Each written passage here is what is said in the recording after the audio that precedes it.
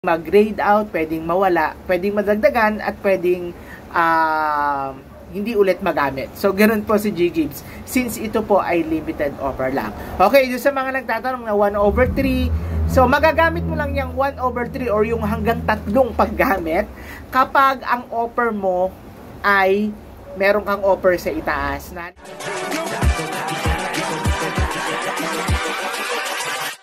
hold up.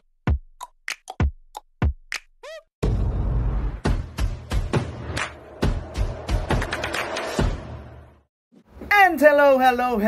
Magandang araw po sa inyong lahat. And welcome back po dito sa Almantera Tutorial. Ayan, so para sa mga nagtatanong tungkol sa ating mga G-Gibbs, I have here a video tutorial or medyo explanation video tayo ngayon kung saan makikita natin, ito po, ayan po, ayan. So kung mapapansin nyo, yung 12007.30 po, ay naka-grade out po siya or hindi po siya naka-bold. Yan, iisa-isahin natin yan, okay? So, kung hindi naka-bold tapos may offer tayo na ganyan, ibig sabihin, hindi pa po natin yan pwedeng magamit, okay? Pero, since meron ka na yan, as soon as maging okay si GCash or maging okay ka ulit kay GCash, maaari siyang maging available. So, ibig sabihin po, yan po ay in-offer na sa inyo, and hihintayin mo lang siya maging available. So, ano po yung nakikita ko dito na 12,992.70?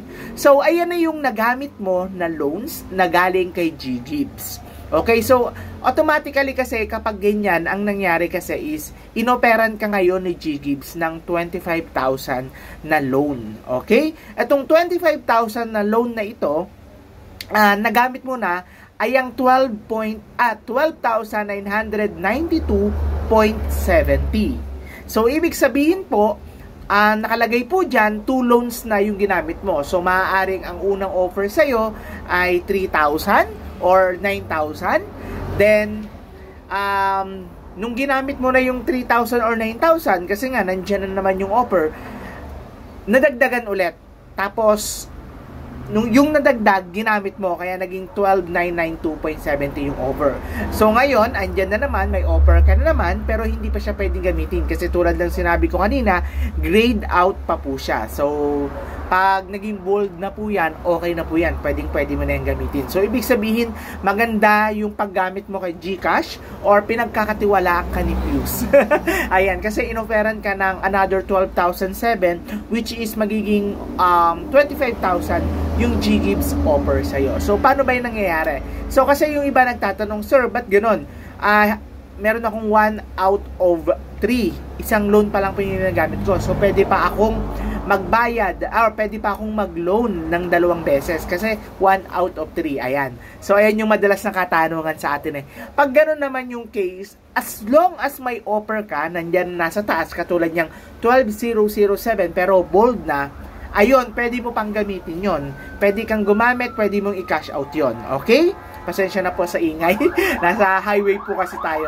Okay, then, mapapansin ninyo, kapag naka-grade out, hindi nyo siya makukuha kasi nga po, hindi pa siya available. So, lagi po nating tatandaan na kapag may offer tayo kay G-Gibbs at kailangan natin, wag na po tayong mag-antay ng oras para kuhain ito or para mapataas. Kasi, ito po ay limited offer lang.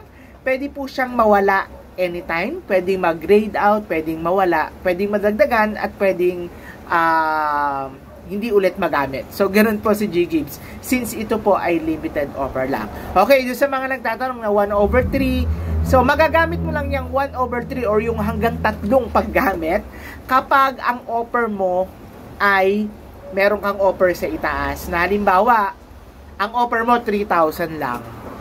So, meron kang minimum allowable allowable spend, English pa more.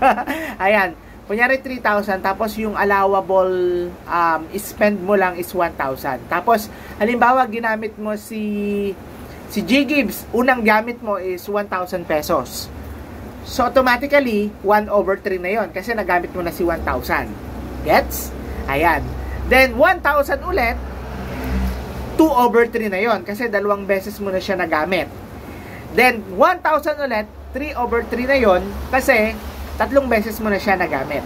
So, pinaghati-hati mo yung 3,000 sa 3 kuha mo. So, naging 3/3 na siya. So, ibig sabihin, hindi ka na, kahit operan ka pa ng 22,000 para maging 25, pag inoperan ka, hindi mo na magagamit yon kasi nagamit mo na lahat yung iyong offer. Nagamit mo na lahat yung iyong paggamit ng G-Gives. Tulad ng sinabi ko kanina, kunyari meron tayong 1 out of 3. Kasi madalas, pag malalaki, 50K to 100K, hanggang 5 use, pwede po yan. Minsan, ino-opera nila ng ganon. Pero pag ganyan, yung sinasabi ko sa inyo, kunyari nagka-offer kayo ng 25,000, mas okay na gamitin ninyo lahat.